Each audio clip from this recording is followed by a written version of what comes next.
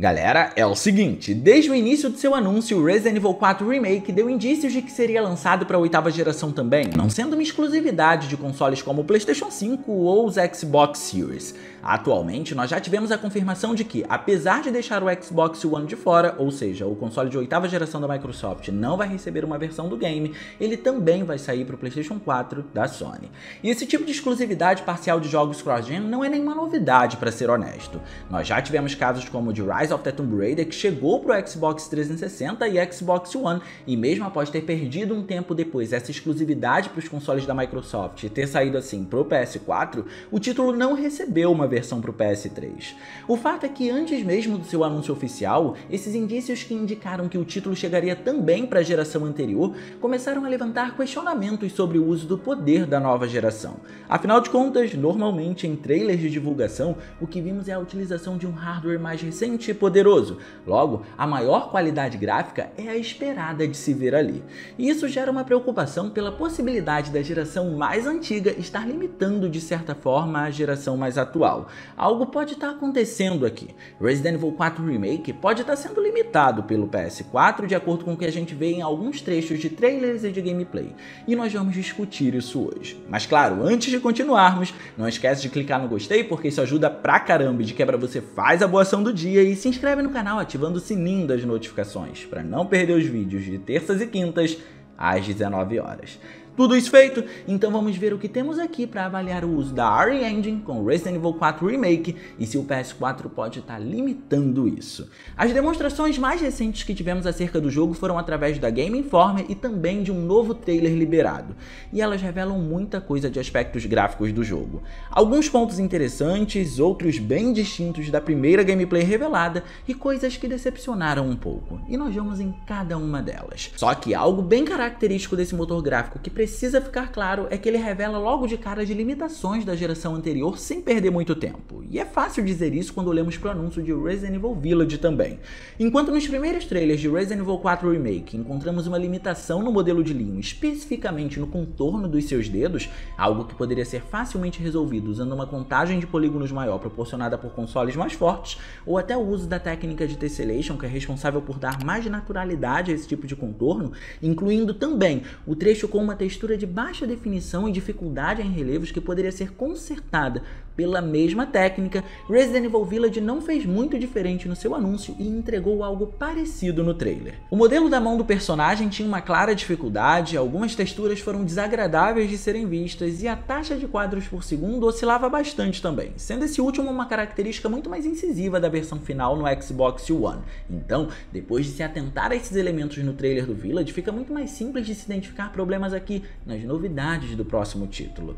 Mas pelo visto também houveram muitas melhorias e é algo que precisa ser pontuado. É muito importante destacar que Resident Evil 4 Remake, ao contrário do jogo original e ao contrário de Resident Evil 5, parece que não será um jogo arbitrário, o que quer dizer que ele não pretende atender apenas uma parcela de público de fãs. Se no primeiro gameplay encontramos uma atmosfera muito mais voltada para o terror, aqui temos uma visualização muito mais voltada para a sobrevivência misturada com ação, indicando que a Capcom está tentando agradar os dois lados da mesma moeda.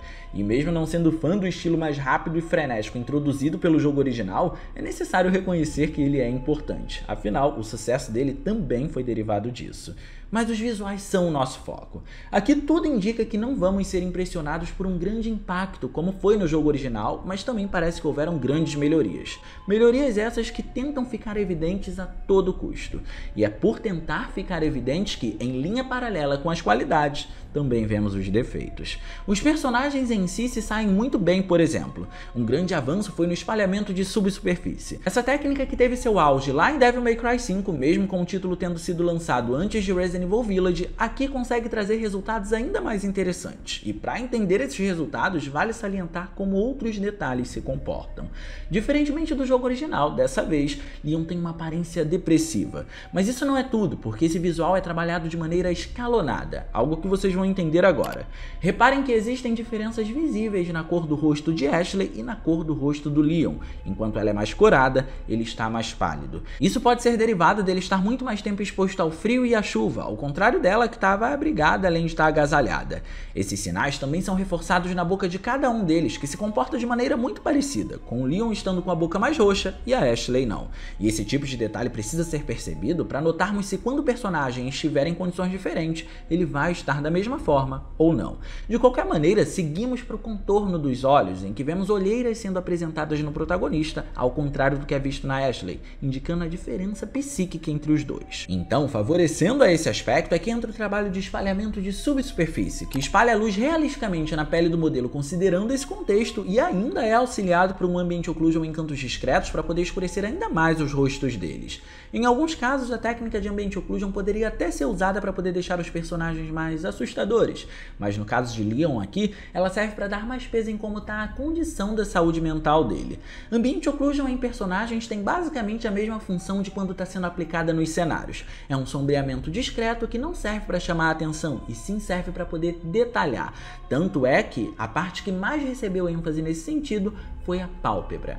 O diferencial é que quando está tudo combinado, ela gera uma diferença. Enquanto Ashley, apesar de receber a influência da técnica, possui um sombreamento menos escurecido, até porque ela não precisa, já que a saúde psíquica dela está bem menos abalada. O Ambient Occlusion é muito mais incisivo no Leon. Em Resident Evil Village não se havia tanto cuidado nesse sentido, mesmo que tivéssemos excelentes modelos de personagens. E em Devil May Cry 5, apesar de serem resultados próximos, a luz penetra de maneira menos realista porque lá existem menos nuances na pele dos protagonistas quando comparamos com o resultado de Resident Evil 4 Remake. Muito provavelmente porque os protagonistas lá também não precisavam de tantas nuances. Mas o que pode definir se esse recurso vai estar superior no Resident Evil 4 quando comparado a Devil May Cry 5, de maneira evidente, é o comportamento dele durante a gameplay. Em Devil May Cry 5, o espalhamento de subsuperfície só era ligado durante as cutscenes. Na gameplay, isso era desativado em prol da taxa de quadros por segundo. Aqui, por ser uma gameplay que foge do nosso controle, ainda não dá para verificar a atuação do recurso ou não, mas já sabemos o que é necessário ser observado quando o título for lançado.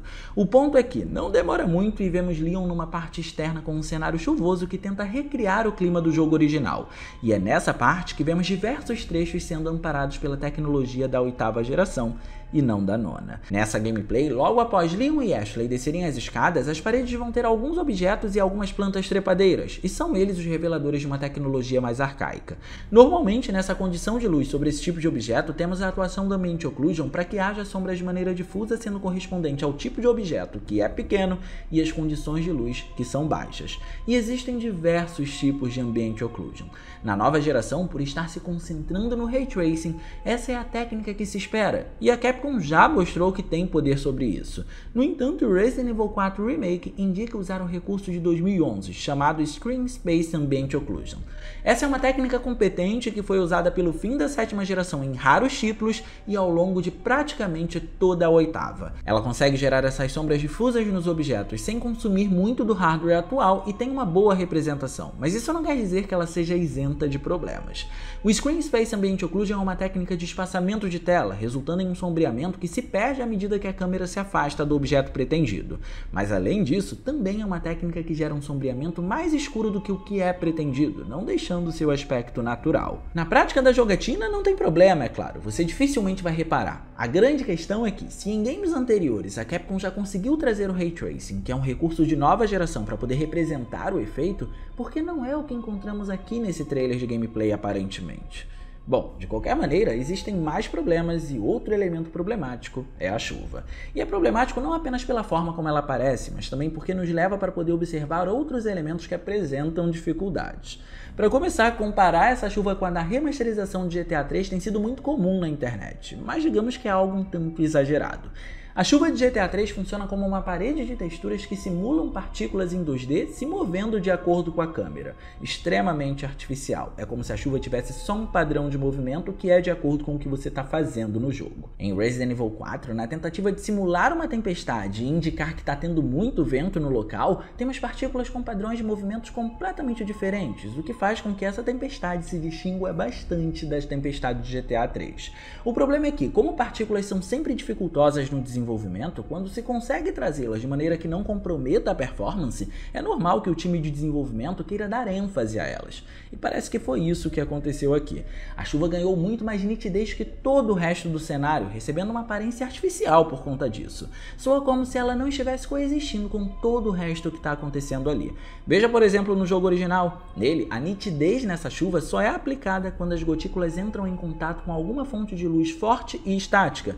Do contrário, elas são embaçadas. Mas eis o ponto. No remake de Resident Evil 2 e no quarto game original, a participação da chuva acontece com a adição de mais elementos atmosféricos no ambiente, como a incrível neblina que se aproximava muito de um recurso volumétrico já no GameCube no jogo original, ou os efeitos de pós-processamento do remake de Resident Evil 2 como um desfoque de campo para poder aumentar a ambiência do local.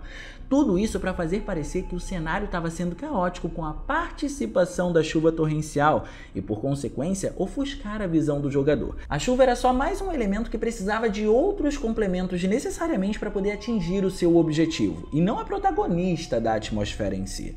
Basicamente, dificultar a visibilidade era uma responsabilidade muito mais do conjunto de todos os efeitos do que da chuva propriamente dita. Enquanto que aqui não é o que acontece. Ela é posta como protagonista e trata qualquer outro recurso como coadjuvante, o que faz com que esses outros recursos não recebam tanta ênfase quanto deveriam receber. Ao contrário da primeira gameplay, que vimos efeitos atmosféricos como a névoa e a luz coexistindo, aqui parece que estão usando recursos mais arcaicos para dar vida aos efeitos, justamente para poder compensar o tanto de performance que a chuva consome do hardware.